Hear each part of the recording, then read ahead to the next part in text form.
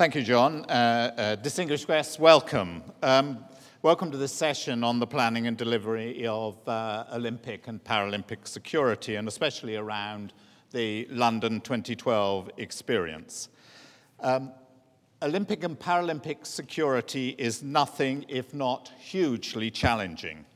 This is operated in a situation that is a high profile, under intense scrutiny, massive scale and complexity. And if you then consider the environment in London, which most people would consider to be generally a safe city, this is nevertheless the first games that have been set in a severe threat environment.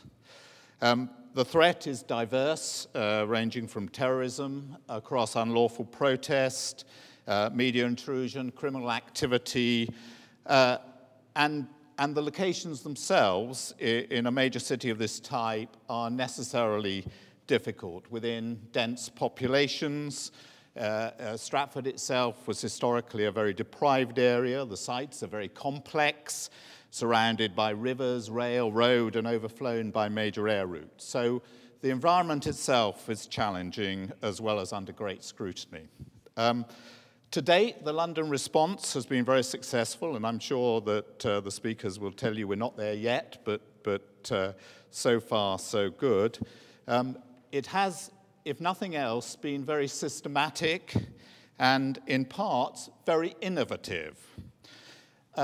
And security is really to two ends. One is that you're seeking to deliver a safe and secure games, but you're seeking to do that discreetly, because what you're seeking to do is to enable the celebration and enjoyment of the games first and foremost.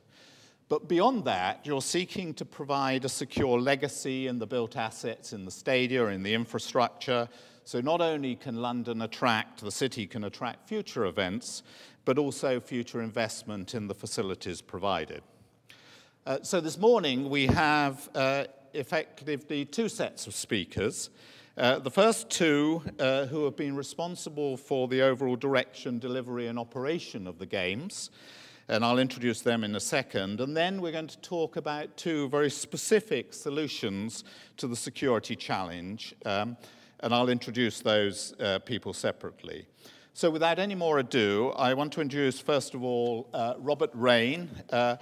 Robert is the Director of Olympic and Paralympic Security in the Home Office and is responsible for coordinating the whole strategy for security at the Olympics and the Paralympic Games. And you can read more about his background in safety and security and dealing with policies around that area in the biography.